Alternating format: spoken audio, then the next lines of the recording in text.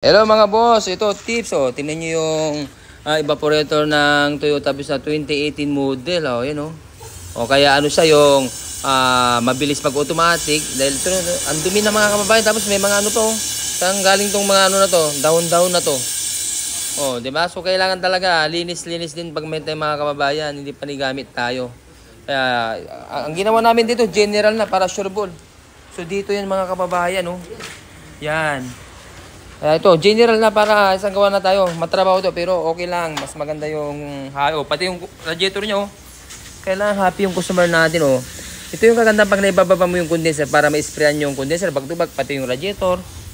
Ito yung mga proseso ng pag-ano namin. Palalamigin natin yan. Saka ito. Issue nito, medyo pasaklap to dahil nagpakarga ng pre yun to, lumamig. Tapos ngayon, nag-stack up yung kompresor. Kaya yan ang palagi namin sinasabi mga boss. Kung gusto yung di masira ang kompresor natin, kailangan pag humina, ipagawa na hindi solusyon magpapagarga mga kababayan. Okay? Ayun yung palagi naming sinasabi, paulit-ulit na sinasabi namin dahil experience na namin yung ganito para hindi tayo mapagastos.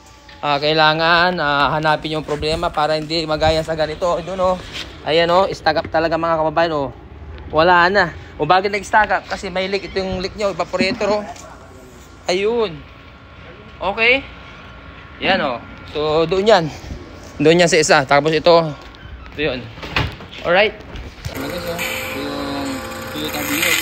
Wala talaga. Linis yung pagbay tayo mga kababayan.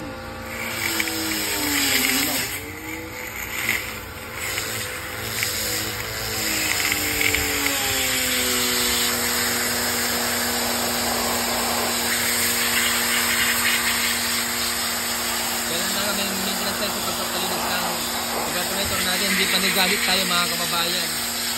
Ayun may mga dahon, tapos sobrang dumi na. Ayan, linis din pag may tayo mga boss. Okay? Ayun,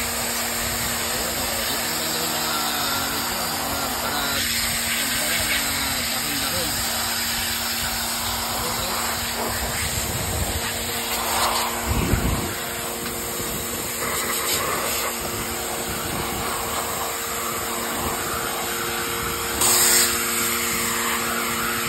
Okay lang yan, hindi takpan niya. May pag-flashing kami dito mga boss. Nitro. Okay na naman nagbuka ang evaporator na. Okay, kaya kung hindi pa nagpapalinis yan, kailangan linis din pag may tayo mga kababayan. Alright. Ayun kondisyon natin yan. Palalamigin natin guys. Okay, thank you.